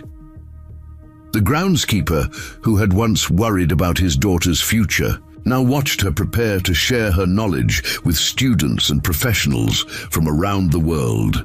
"Your grandmother would be very proud," he whispered to Lucia as the ceremony concluded. "She knows," Lucia replied confidently. "I can feel her watching over all of us." As winter settled over Autumn Valley Stables, the property hummed with new energy and purpose. The treatment center expanded to accommodate increased demand. Research partnerships were established with major universities, and Lucia began conducting her first formal classes for veterinary students and traditional healing practitioners. Fire Spirit continued his racing career, winning stakes races and breaking track records with performances that cemented his status as one of the greatest comeback stories in thoroughbred history. But his true legacy wasn't measured in victories or prize money. It was visible in the dozens of other animals who had been healed through the methods that had restored his own life. On a quiet evening in late December, Harrison stood in Fire Spirit's paddock, watching as Lucia conducted her final treatment session of the year. The patient was a young foal with a birth defect that conventional medicine had declared inoperable. But Lucia's careful work over several weeks had restored normal function to the colt's damaged leg. "One more miracle," Harrison said softly to himself, but Lucia overheard him. "Not miracles," she corrected gently, her hands never pausing in their work. "Just healing, the way it's always been, the way it was meant to be." Fire Spirit lifted his head and whinnied softly, the sound carrying across the peaceful evening air like a song of gratitude. The little girl who had made an impossible promise had kept her word in ways that exceeded everyone's expectations, proving that the greatest healing comes not from what we know, but from what we're willing to believe. As stars began to appear in the darkening sky above Autumn Valley stables, 3 figures stood together in the paddock: a champion stallion, a successful businessman, and a 9-year-old girl who had changed all their lives by refusing to accept that the impossible must remain impossible. Their story had become legend, but their work was just beginning, carrying forward the ancient wisdom that healing begins when someone believes strongly enough to try. The end.